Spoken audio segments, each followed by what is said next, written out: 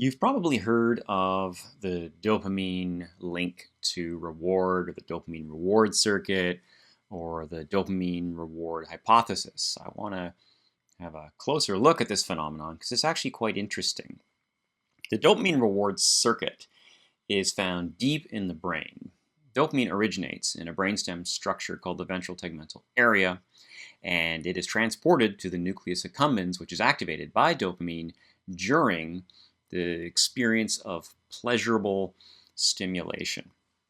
So from this, we get the reward hypothesis based on the observation that pleasurable experiences are invariably associated with elevated dopamine in the brain, things like food, sex, video games, cocaine, or Oreo cookies. Therefore, too, dopamine is the cause of pleasurable sensations in the brain.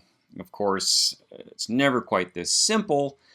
Dopamine increases without the source of pleasure don't lead to pleasure on its own.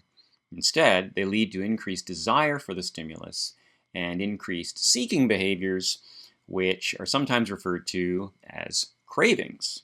Mice with no dopamine in their brains don't seek food and will starve to death even in the presence of food.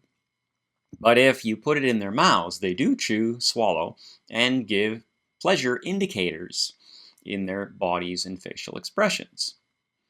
Also, dopamine levels are elevated when behaviors are unexpectedly rewarding. Drug dealers count on this, and that's why they use the marketing strategy that the first time is free.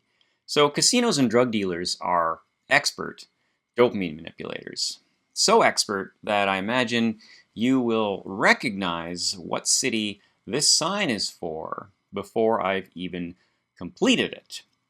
So I want you to think about the fact that you are motivated to seek rewards. And the next time you're just dying for your favorite treat, thank dopamine.